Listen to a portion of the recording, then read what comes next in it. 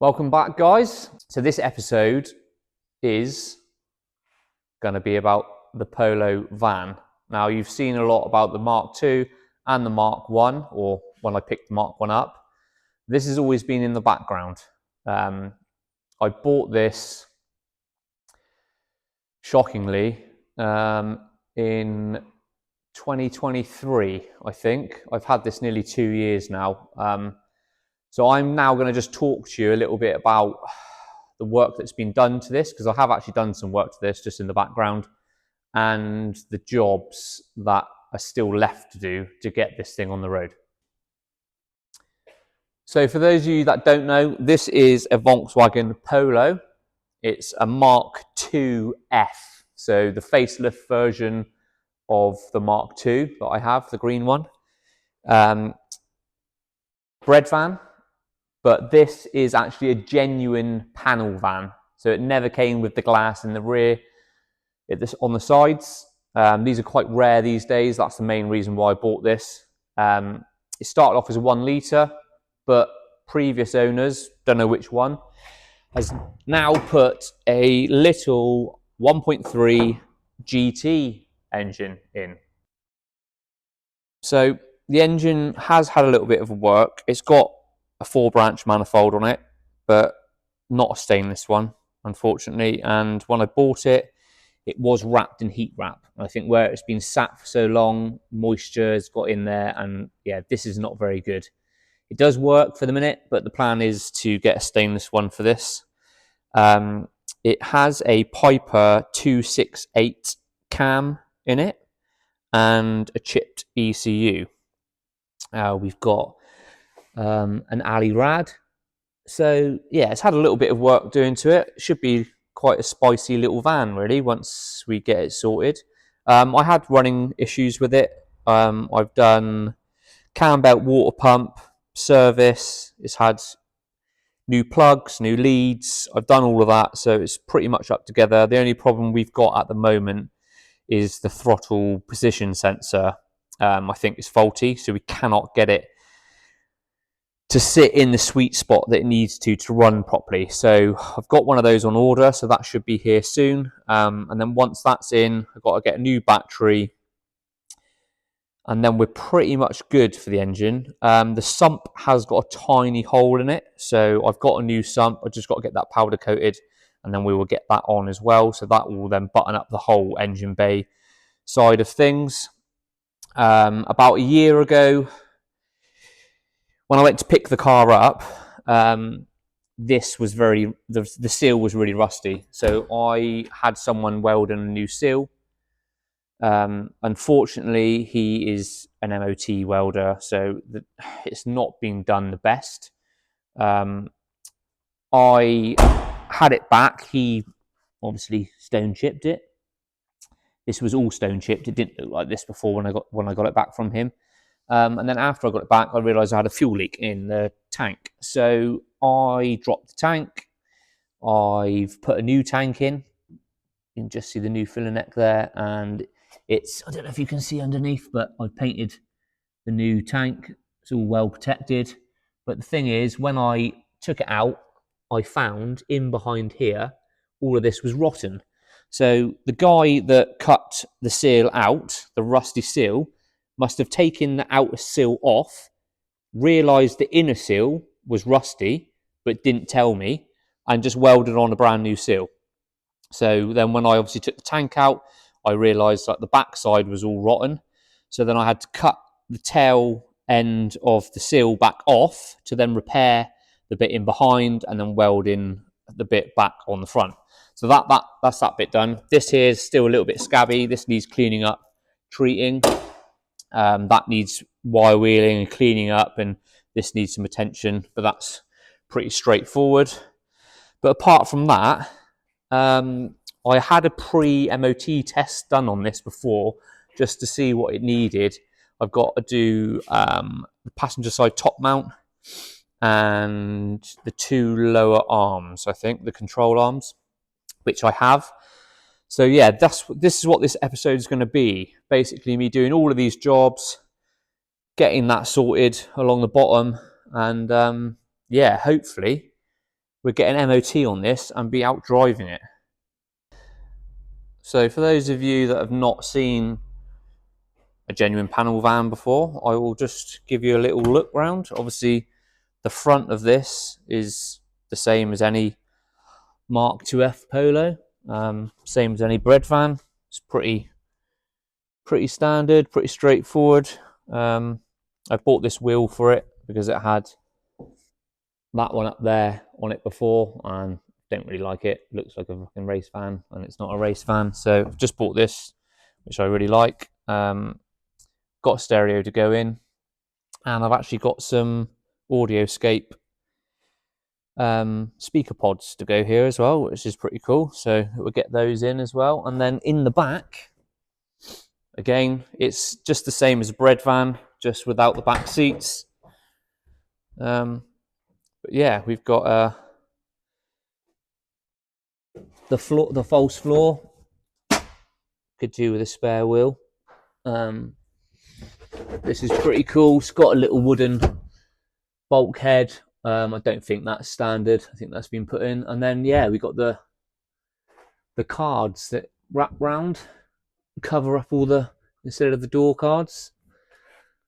So it's pretty good condition actually. Under here, I've had all of this out, I've cleaned it all up just to check for rust. It's yeah, lots of age-related marks, lots of scratches where it is probably being used as a van before. Do you know what I mean? The paint's like it's all scratched and stuff, but there's no horrible rot or anything. It's actually a pretty solid van. Yeah, it's cool. I'm buzzing to actually start using this as a daily. The plan is to the T4 unfortunately has not had any love for the time that I've had it pretty much, and it needs some attention. So the plan is to get this on the road, start using this as a daily, so then I can focus on doing some work on the T4.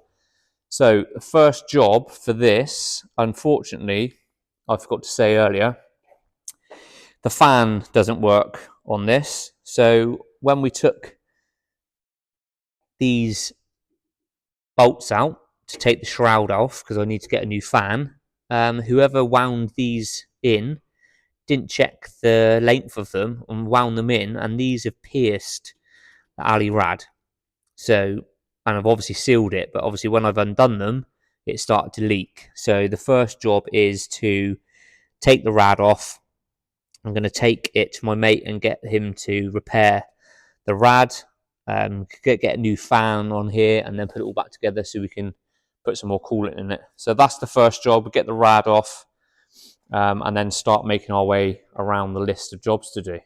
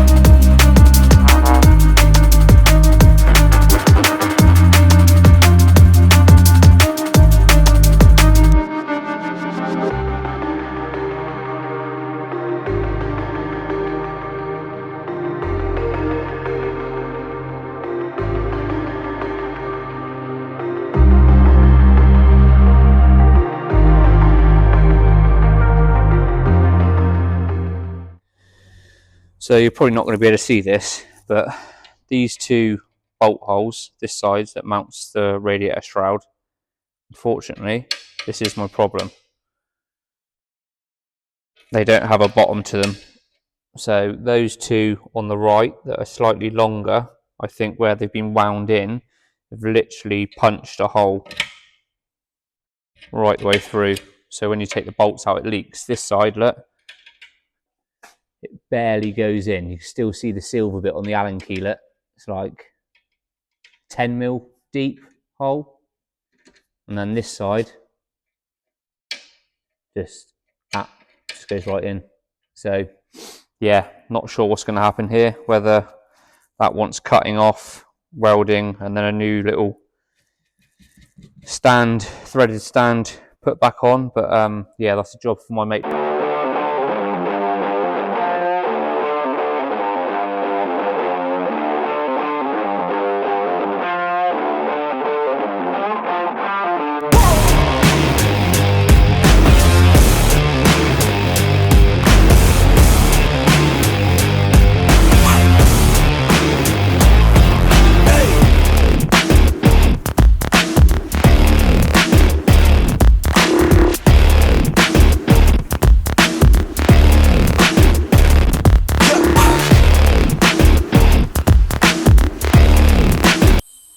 So that's the front shock off. Now we just got to put a new top mount on, because this has got a lot of play in it. So first, spring compressors.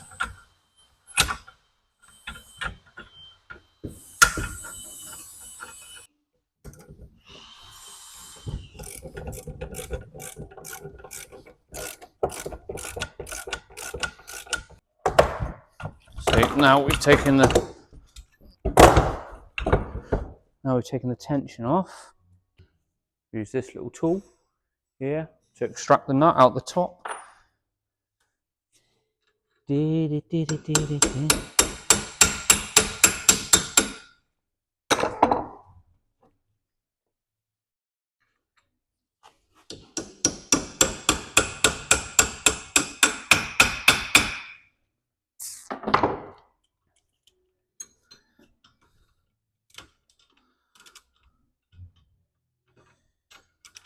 Yeah, that's right, mate. You gotta go down.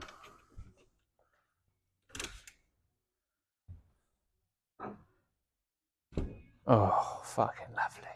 Nah, it's just oh, did it? Well, that cracked off. So unfortunately, guys, after that last little bit of clip of me trying to get the castle nut off, it all went tits up.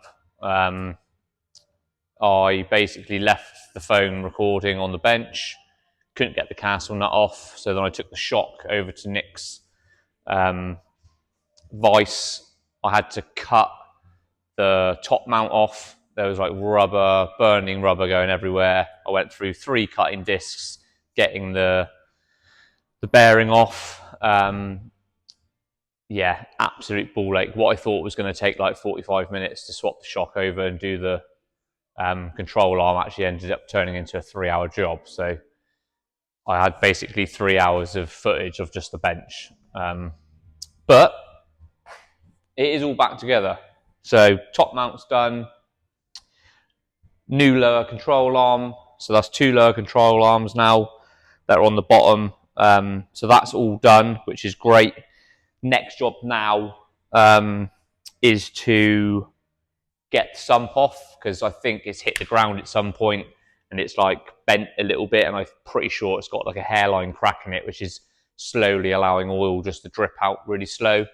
So that is the next job. We're going to get stuck into that, and then I've got a new sump which I'm getting powder coated, and get that back on, get some fresh oil back in, and then we are getting close to having all of this tied up.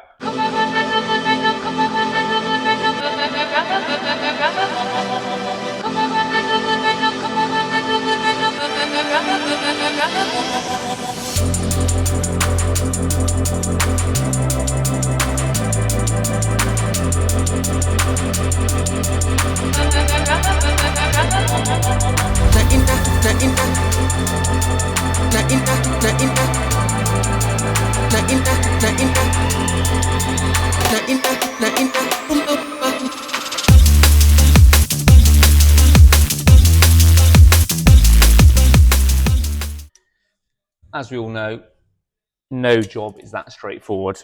Unfortunately, the manifold is blocking 2 of the bolts, and then once the manifold's off, I'm going to have to take the drive shaft off as well, because that is also blocking 1 nut.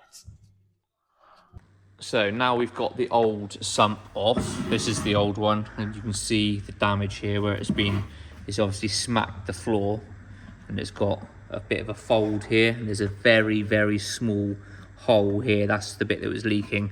This could obviously be repaired, but I found this one. It had already been blasted. It was in a bit of a poor state, but I've taken this to a local company to me in Yeovil, Chameleon Vapor Blasting. So they do all sorts of coatings and stuff. This is called EM121. I've never heard of it before, but it's basically a 2-pack epoxy rust-proof paint.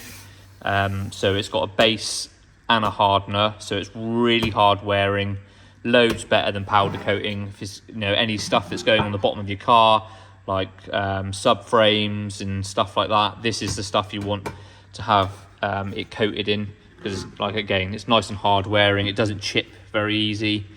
So yeah, I've had that new one sprayed in this, so that's pretty nice. So we're going to get this on next, and then once we've got that on, I've now got a new Durenza slimline fan. So we are going to get this fitted to the alley rad, and then hopefully we can start putting everything back together in the front of the van.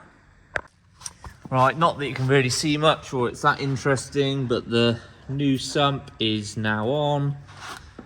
Drive shaft's back on. Lower arms all back on. So that's that. Now, to fit the new slimline fan. Now, I've never fitted one of these before, but comes with this universal mounting kit. So it's got some cable zippy tie things, some springs, and some plastic clips, and yeah, some sticky pads. So let's have a go.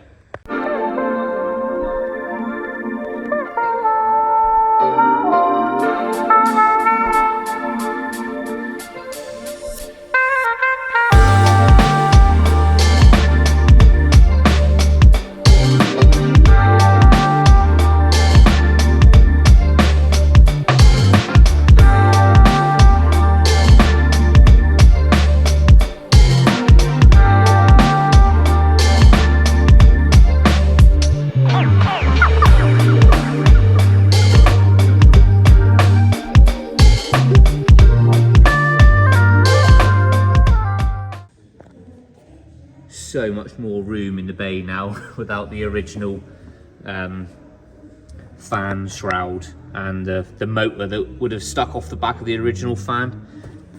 So yeah, that's all in now. Next job, I think, is going to be to get this wire wheeled and cleaned up so it's back to bare metal. We'll have a little go at seeing if I can tidy up this a little bit. And then clean that up in the door shut as well, and then hopefully I'm going to take the cap off. Is a little bit of a different colour white, but I'm going to take the cap off, take it to my local paint shop and get them to mix up some aerosol cans to that colour, so then I can blow this in here, blow the door shut in, and then I will get some stone chip as well, so I can get this bit done. Like I said, it's going to be a little bit of a rough job, but it's going to get it protected and get me back on the road. Maybe one day I'll take it off the road and give it a good once over and have it resprayed fully, but for now we're just getting it sorted so I can start using it. So that is the next job.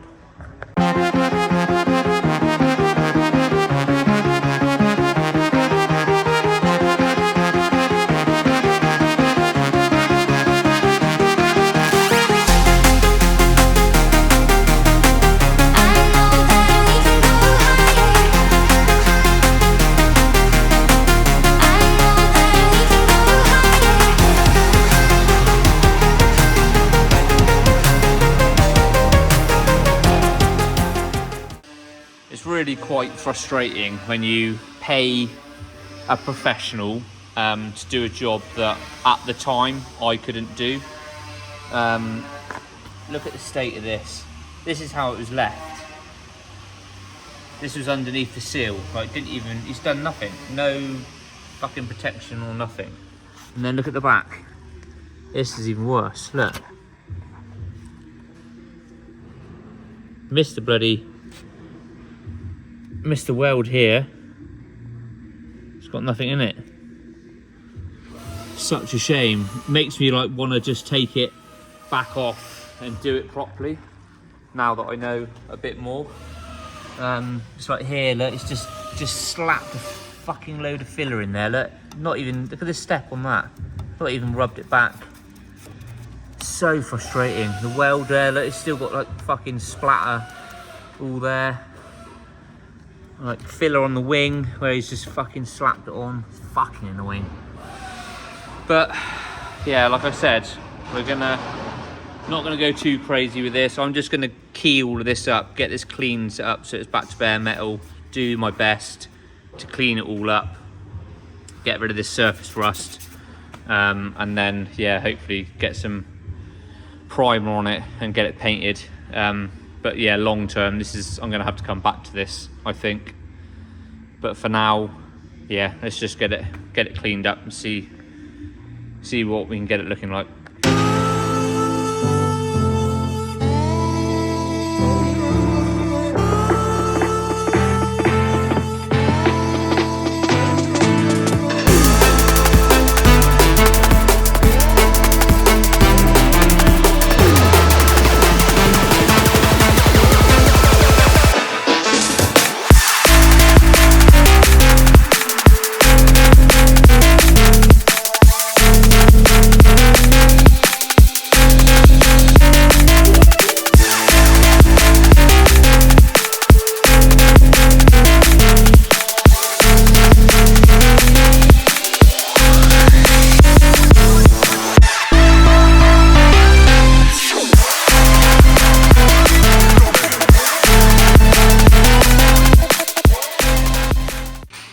Right, well, I am no paint guy or never done anything like this before, so I've just, yeah, sheeted it up, masked it up, so hopefully can get on and now get some primer on, and then we're good to go for the paint. We stayed up till the morning.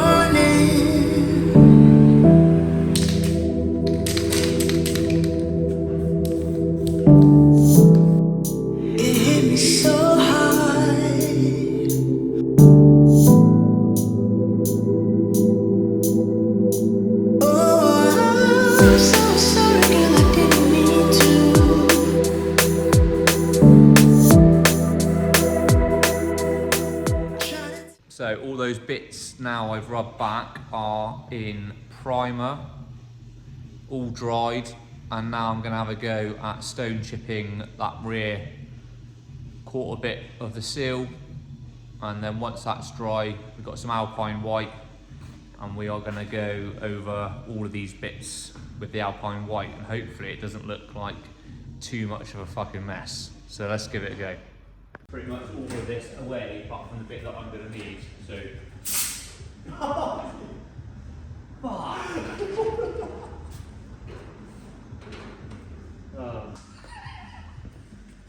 You masked it off.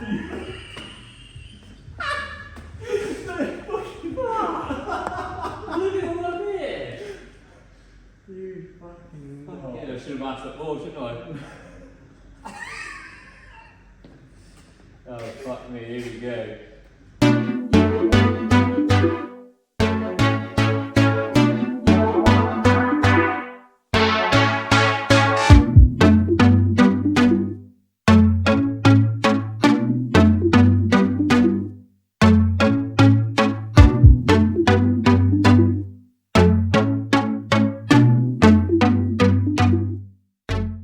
Well, while we're waiting for that paint to dry, I'm going to do some more painting. So, in the back of the van, we've got this wooden bulkhead piece. This is obviously not factory, but it is quite handy. I'm going to be using this for work, so it obviously when I got my tools, grounds maintenance tools, trimmers, hedge trimmers, blower and stuff in the back here, it is actually quite handy to have that. So what I'm going to do is I'm just going to paint it black. I've got some black fencing paint, all the stuff that I used for the back bit there and the mez, I've got some left over. So I'm just going to use that, paint that, so then it matches the cards on the side. And then what I'll probably do as well is once this is all dry, I'll probably do this side as well, make it look a little bit smarter. So let's get on and do that.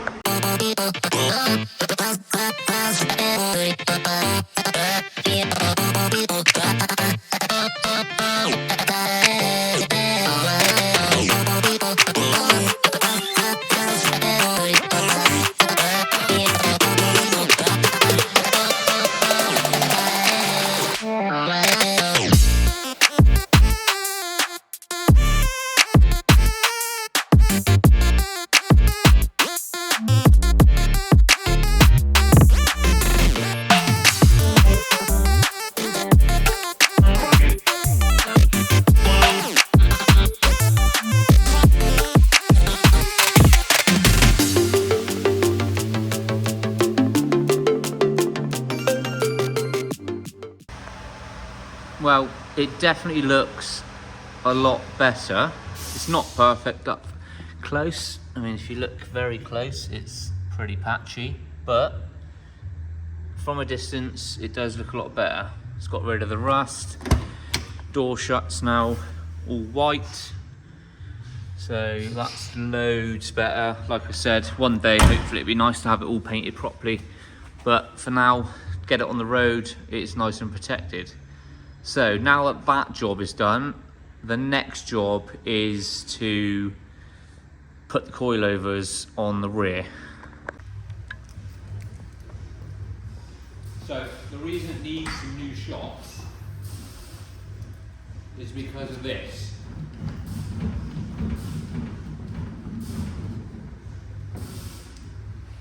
They are absolutely shot. So as some of you probably would have seen, the green one is now got some gas coilovers on it. So these TA Technic ones that were on the green one are now going spare. So yeah, they're a little bit old, but they were fine on the green one. So again, get it through the MOT, just going to bang these on. And then we'll have adjustable suspension on the rear.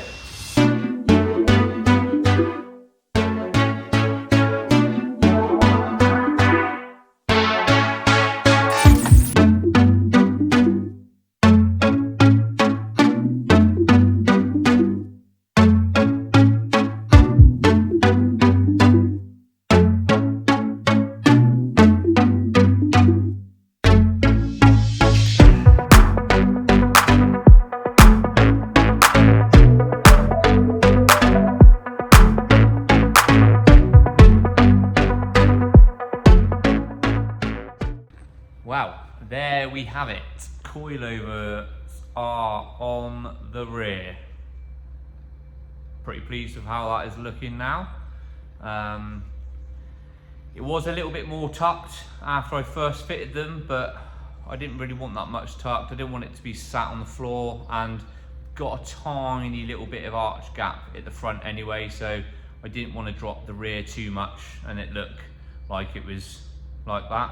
So yeah, pretty pleased with how that is looking now.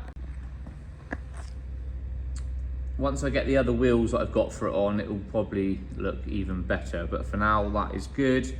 It's no longer bouncy on the back, so MOT should be good. Next job I've got, wasn't gonna do this now, but I've got a bit of time. So here, the gap between the bumper and the body is very large, whereas obviously you see this side, it's not quite as large. Now the bumper, when I had it off before, the clip in behind here has broke.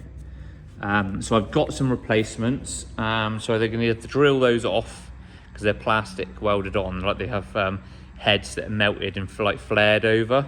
So I'm going to drill the caps off, take the clip off, put the other clip on, and then I'm going to plastic weld on some, or a new one, because I'm pretty sure it's only that side that is damaged, and then hopefully that'll bring the bumper up and sit a bit nicer. So let's get on with that next.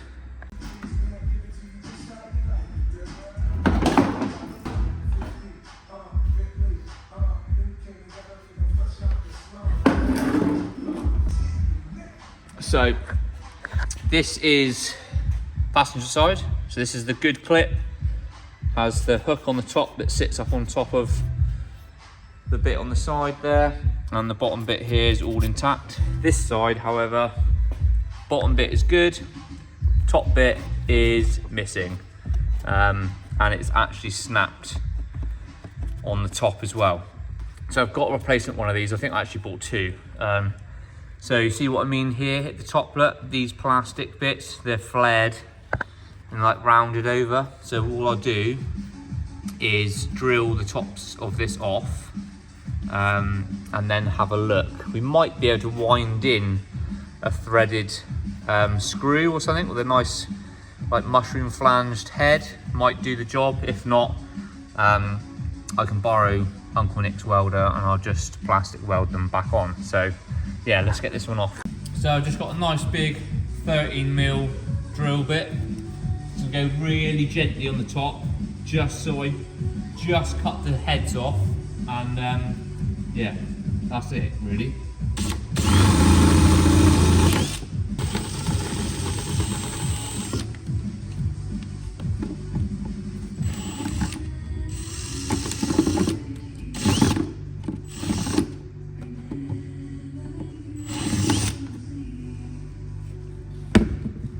As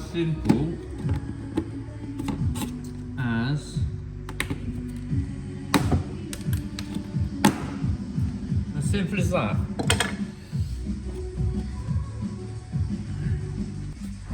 So this is what you're left with. I am thinking this one's quite deep, so I might be able to screw something in that. This one's a little bit shallower, but I don't know. Might just plastic weld them. We'll have a go, let's see. So now I've just got to find the part, because I actually bought the replacements, I think, when I bought the van, which was, I think, 4 years ago. Now I've got loads of cupboards full of bits and pieces, and it's like, when you got one, it's like nice having everything in places. This is why I've actually started writing on stuff, because it's yeah, quite difficult to find stuff. But I think it's in a Tetley's box. That sounds really weird, but I think oh, told you, red bush. There's the clips, lovely jubbly. So new clip, that goes at the bottom. So you should be able to just push them back as far as they go on these locating bits, because they go hard against the shoulder, and then I think I'm just going to plastic weld them. I don't think I've got a wide enough screw that's going to go in that and hold. And if they're plastic welded, I know they're not going to come back off, so that's the job, I think. Do it properly. So let's get the plastic welder heated up.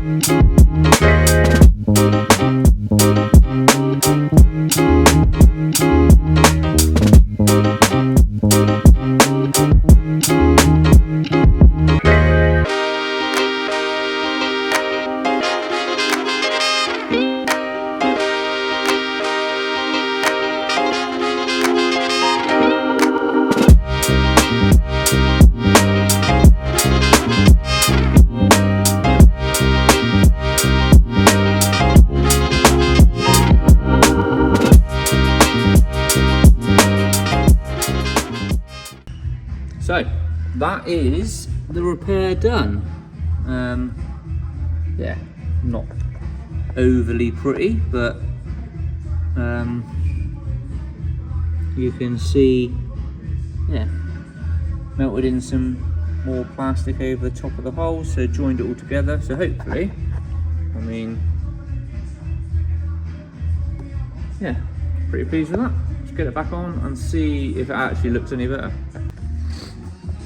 Well, that is fixed, but hasn't really, the gap is a bit smaller, I think. This was a lot wider here. I think this is maybe just how these bumpers sit.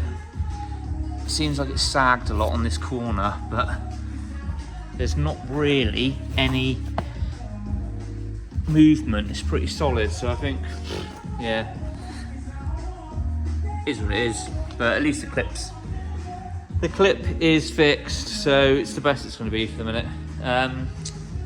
So that's another job ticked off the list. Really, the only jobs that I've got left to do now are the throttle position sensor to get it running right, but that is coming hopefully next week.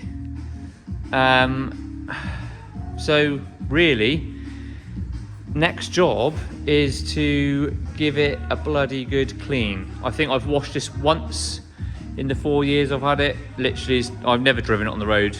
I mean, first and second down the road just to see if I'd fixed the running issue, but I haven't actually driven it properly. So yeah, it's never been washed, never been driven properly, so I think it deserves a good old clean, because it is basically like a barn find. It's disgusting. Probably going to want some new wipers as well, because I bet you those blades are solid. Yeah, it's disgusting. There's still a little bit of reflection in it, but yeah, you can see how grim it is. So yeah, let's pull this outside, and then we are going to give it the full Sonax treatment.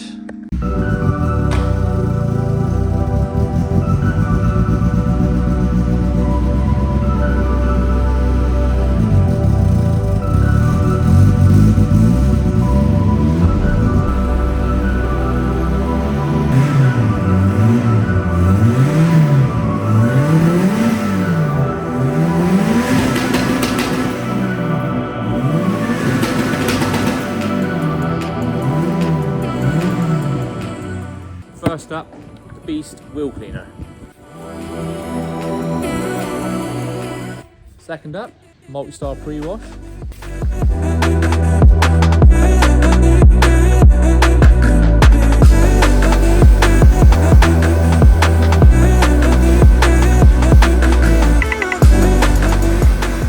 Next step, Sonax Extreme Foam Invasion. This is being put into my snow foam lance to be used as a snow foam for the contact wash.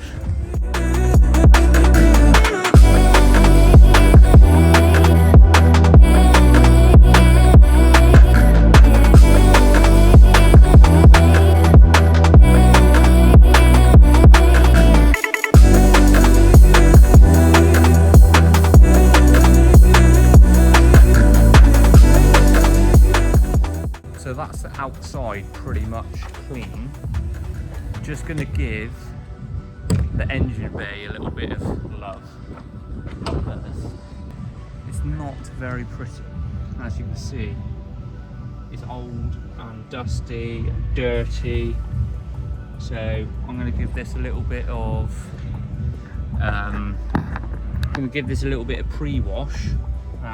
Use a little brush, just try and loosen up some of this dirt, and then give it a bit of a pressure wash off to see if I can get it a bit cleaner.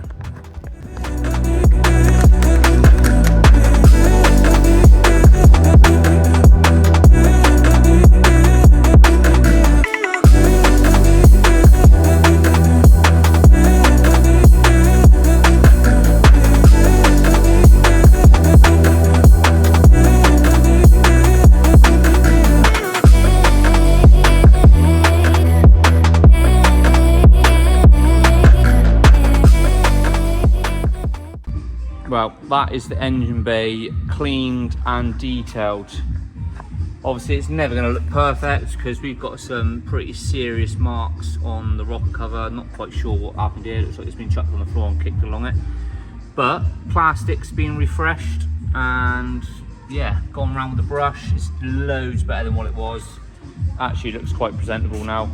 So that is it. All underneath the bonnet's nice and clean. Yeah, pretty chuffed with how that's looking now. Next job is to, I think, I'm gonna give it a polish. I'm gonna mop it. Gonna decontaminate the paintwork and then use Sonak's all-in-one polish, I think, and just give the paintwork a little bit of love. It could probably do with a real decent cut, to be honest, but I've only got all-in-one polish at the moment. But yeah, we'll see what it looks like. It's pretty rough under touch, right? When you rub your hand over it, it sounds like sandpaper. You might be able to hear it. It's pretty, yeah, pretty disgusting. Years and years and years of it just being sat. So yeah, we'll get rid of all of that and then, yeah, give it a good polish. That is the next step. So I'm going to go ahead and use Sonak's clear glass. It's important that you use clear glass and not glass clear because this has no alcohol in it and it doesn't have any high evaporating properties, so it makes a great clay lube. So we're going to spray this on the panel and then I'm going to use my Sonak's clay ball and we're going to get rid of this. Going to decontaminate the paint basically, so it's nice and clean, ready for polish.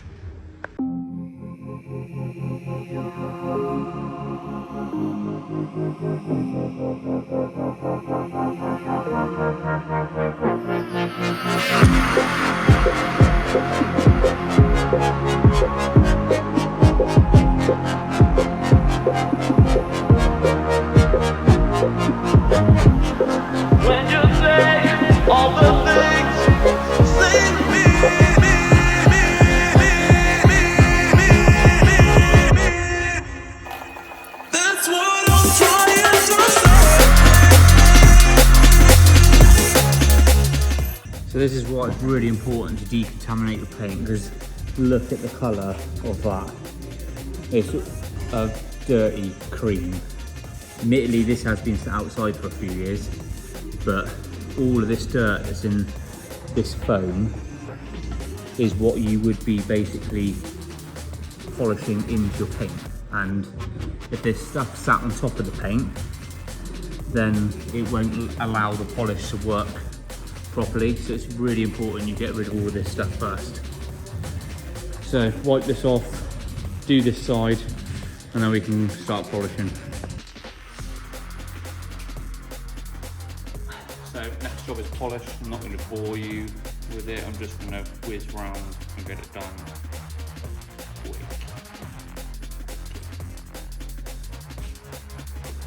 Speedy.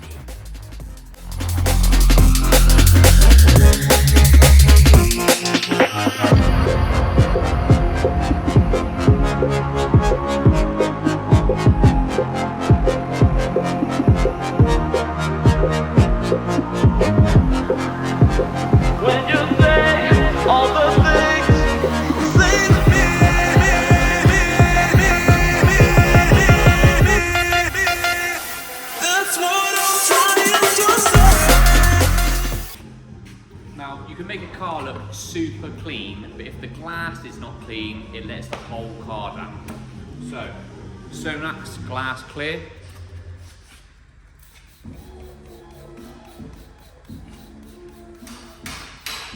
Fully wet the glass. Give it a good scrub.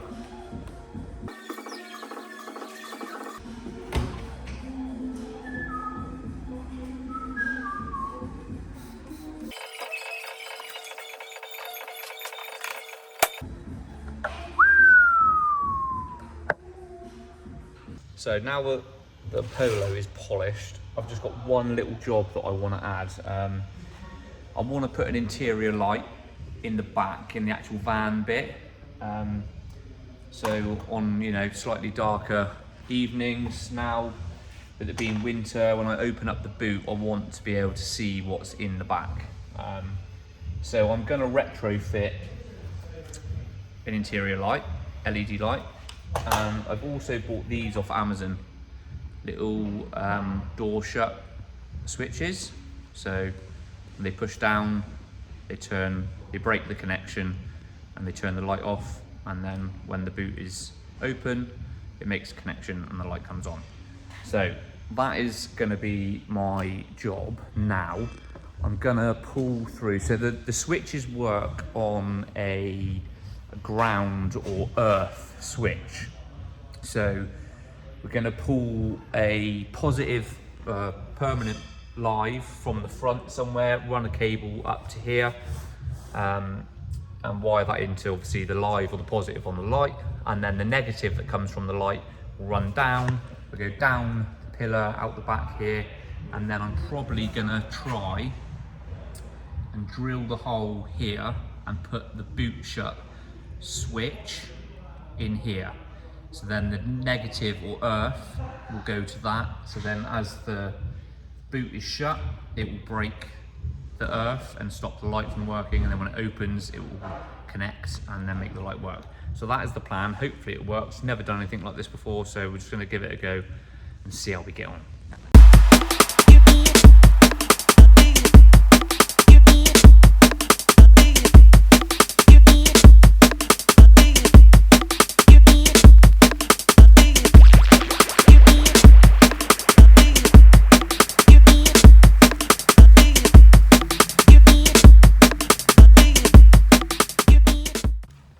So that's the wiring brought through from the front to the back. I've had problems with my stereo wiring. I couldn't find any of the lives. They've been cut, everything's just been bodged. So while I was sorting that, I've just ran a cable from the permanent live for the stereo and used that to go to the back. So I've pulled it all the way through, in behind the dash, into the footwell. I've ran it all inside underneath the carpet here, up through the rear bulkhead. I've then taken these cards off and I've ran it in behind here. You can just see it there, look. Just ran it along where this loom goes in behind here, and then it goes up in behind the pillar, up in underneath this really rough, scabby headlining, and then I've just brought it out here. So I've just roughly wired, so the brown is live, permanent live. So I've just twisted that together with the permanent live for the light, and then I've just run another little cable, wired it to the negative or ground on the light. And then if we just touch this here, the light comes, ooh, yeah. The light comes on and off, look. So just touching that on this little screw here, which is lighting up the back of the van. So that's all good. So the next job is now to get that little switch. Gonna just take some measurements here, because I think I'm gonna put the switch, the door shut switch, in here. But this has got a little bit of a bulge here with the bonnet, or not the bonnet, the boot rubber here sits. So I'm just going to take a measurement from here, the depth basically from where this end bit is back to the body, and then I'm going to take a measurement from here back to this recess and add those two dimensions together and just make sure that the switch that I've got is going to work in that gap.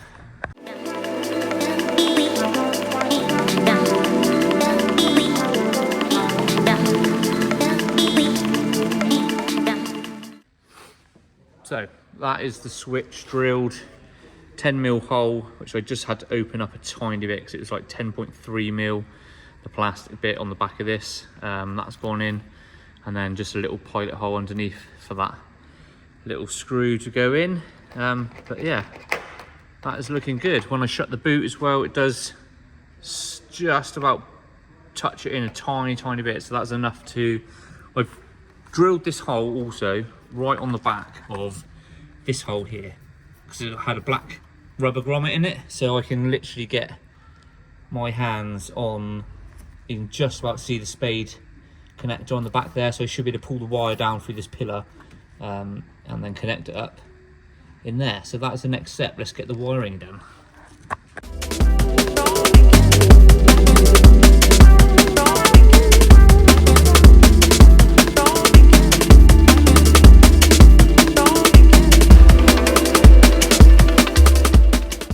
Well, I am pretty chuffed with that. Don't you just love it when a plan comes together?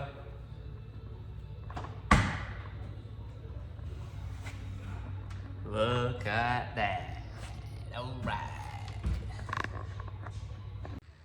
So excuse the state of the headliner because it's not in great condition, but yeah. So we brought the cable from the front all the way through here, put a wire up through the pillar on the back here, and then pulled the cable up through here and along on the back side of the headliner and poked the live permanent feed out from the headliner. And then I did the same this side, took this card off, pushed the wire up through here and out through here, pulled in another piece of cable for the ground or earth, and right opposite this lower grommet is where I drilled the hole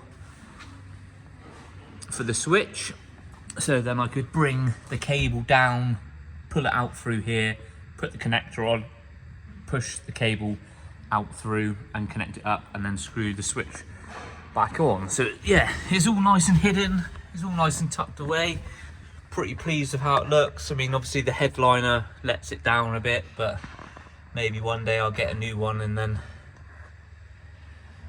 But yeah, that is buzzing. Just one single light, doesn't seem that bright, but actually it, yeah, really does the job. It lights up the whole back of the van really well. So when I start using this for work in the next couple of weeks, leaving customers' houses and stuff when it's dark, I can, you know, see exactly what I'm doing, packing my tools away. So yeah, like, absolutely buzzing. I'm really pleased that that worked. So don't think it cost me very much. I think these were about £8 and I got 4. Didn't need 4, but, and then the light was £15 and I just used some off cuts of wire and stuff that I had. So yeah, really fucking chuffed with that. Job done.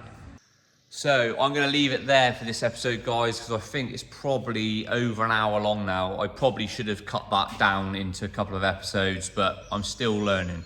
So the van is now MOT'd. As you can see, it's pretty filthy. I've been using this now, nearly done 1,000 miles on it. It's been an absolute dream. I've been loving beating around in this as a daily. Because the van hasn't been on the road since 2017, now I've started to use it, a few problems have started showing themselves. So I've just been going through those, but it's pretty much there. I've still got a few jobs that I want to do to it, so I will continue to update you, but it'll probably be more Instagram reels than another YouTube episode. But as a van, it's actually been pretty good. I've got all of my grounds maintenance kit in the back, roof racks are on now, so ladders and step ladders and stuff can go on the top. But yeah, now that that is finished, we are going to be hitting into the Mark 1. I really want to get stuck into this. I've had it sandblasted now, some of you might have seen, so the next episode will be on the sandblasting and me actually cutting the rot out of that. So if you want to see some of that, guys, please go and subscribe to the channel and like and comment and let me know what you think. See you in the next one. Cheers then.